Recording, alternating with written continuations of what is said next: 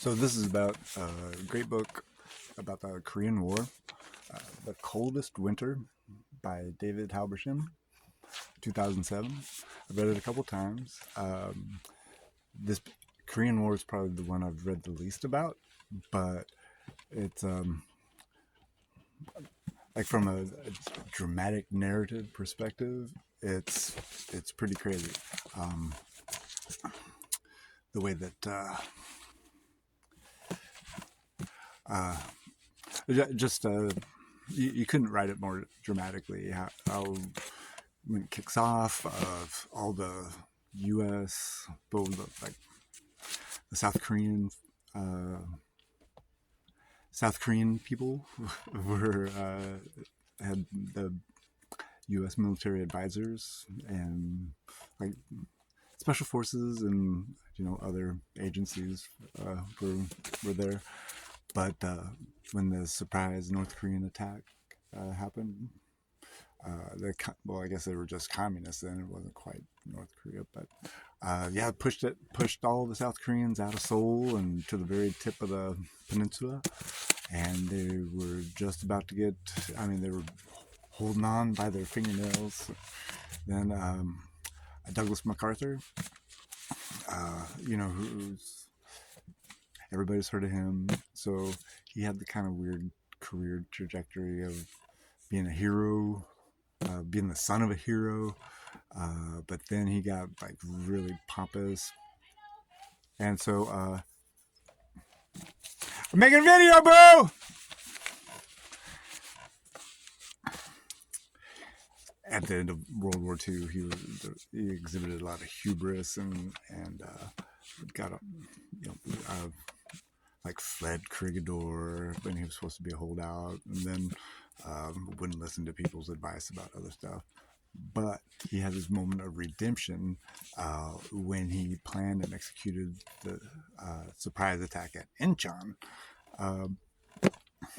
which was like a main port, sort of midway, further north than Seoul.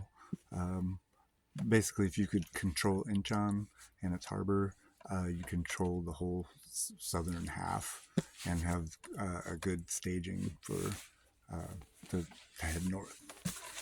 And people didn't think they could do it, and he did. Pulled it off. He was hero of the day, and it was sort of the turning of the tide. It cut off some of the North Koreans between the tip and the middle of the peninsula. So they didn't wipe out those North Koreans. I think they slipped through.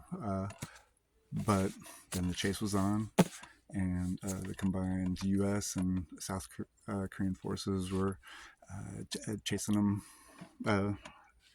kind of running out the communists further north. And I think it was the Yellow River. It was sort of like the boundary. Like, don't go past the Yellow River, or the Chinese will get involved. Like, we haven't seen no Chinese; they're not going to get involved. And sure enough, crossed it. Chinese got involved. There was actually massive forces built up, overwhelming numbers of Chinese that were totally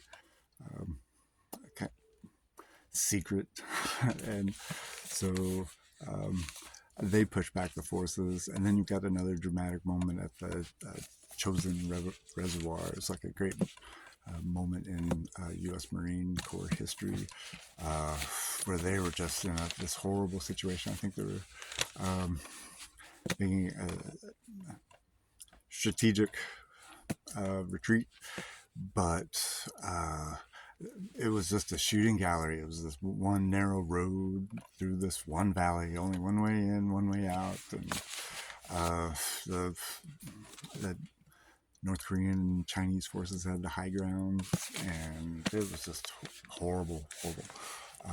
Anyhow, high drama for the war itself. I haven't said much about the book. David Halberstam has written a bunch of books. He's a great author, super readable, especially for, a big thick book, but as I described, just the arc of actual events is so gripping that I just fly through it. Read it two, maybe three times. Um, but if you want one great book on the Korean War, um, I recommend it. More of the locations are relevant now. Um, having been exposed to a lot more Korean culture, so um, check it out. It's a good one.